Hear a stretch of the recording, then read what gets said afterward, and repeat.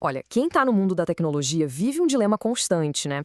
De um lado, aquela necessidade de mergulhar fundo, sozinho, para codificar, para quebrar a cabeça com um problema bem complexo. Do outro, a colaboração total, a sinergia com a equipe para fazer a coisa acontecer, para inovar. É justamente essa tensão, esse cabo de guerra que a gente vai explorar hoje. E aí fica a pergunta, né? Onde é que a mágica acontece de verdade? É no silêncio do fone de ouvido ou na barulheira da sala de brainstorming? Essa é a essência do que chamam de paradoxo do programador. E a resposta, bom, ela não é tão simples. Não é um ou outro. Tem o equilíbrio aí que é a chave de tudo. E aqui a gente vê o campo de batalha. De um lado, a solitude. A gente precisa dela, é fato. Para pensar, para criar, para botar a mão na massa. Só que se deixar solto demais, vira um caos na cabeça.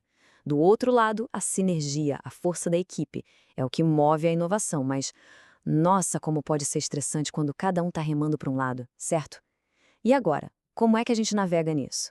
Pois é, existe uma saída.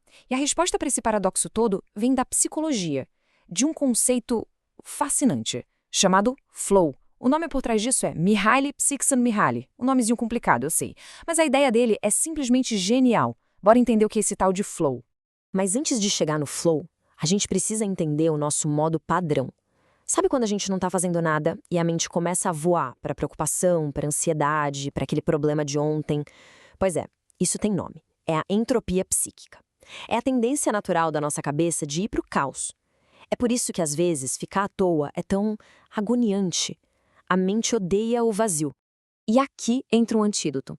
O flow é, sabe aquele momento que a gente está tão focado, tão imerso numa tarefa que o mundo some, o tempo voa, a fome passa? É isso.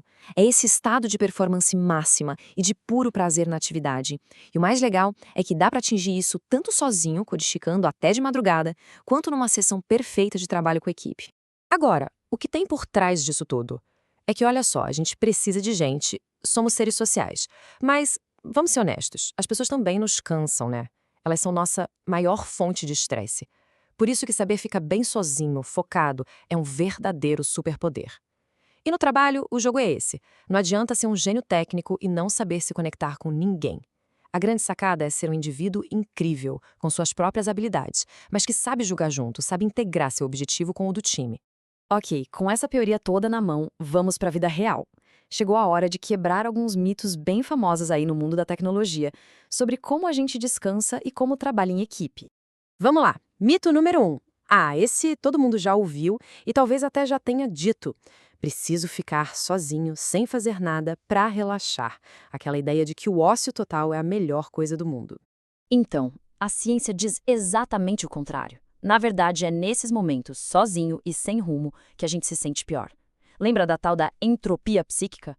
A mente começa a divagar e o humor vai lá para baixo. O verdadeiro descanso, aquele que recarrega de verdade, vem de uma atividade que nos envolve, não de ficar parado olhando para o teto. Agora, o segundo mito. E esse aqui é perigoso, hein? É aquela crença de que times fantásticos simplesmente acontecem. Que é só juntar um monte de gente talentosa na mesma sala que a mágica rola sozinha. Se fosse fácil assim.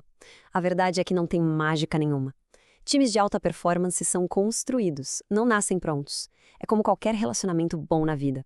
Exige esforço, energia, atenção e principalmente um objetivo em comum que faça todo mundo olhar para a mesma direção. E olha só como isso fica claro com exemplos da vida real.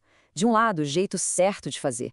O Google, com o projeto Aristóteles, acertou na mosca ao focar em segurança psicológica, o ambiente onde as pessoas se sentem seguras para serem elas mesmas. Genial. Por outro lado, o happy hour forçado de muita startup é um tiro no pé.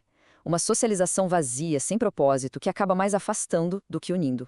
Outro acerto, o pair programming, transforma uma tarefa solitária numa experiência de flow em dupla.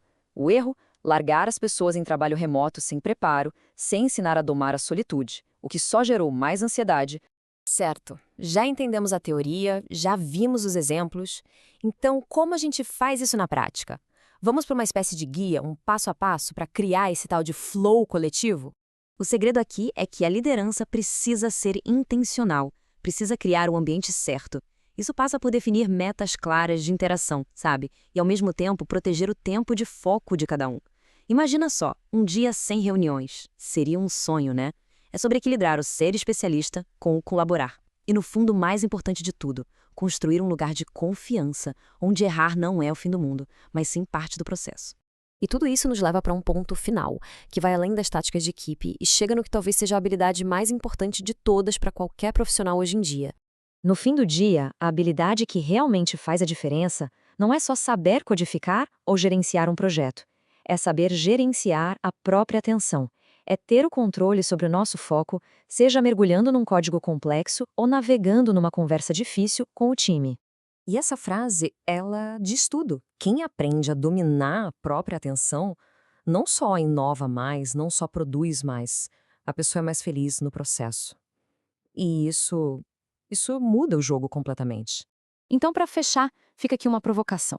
Pensando no seu dia a dia, no seu trabalho, como dá para estruturar o seu próximo dia para encontrar um pouco mais de flow, seja no seu momento de foco ou na próxima reunião?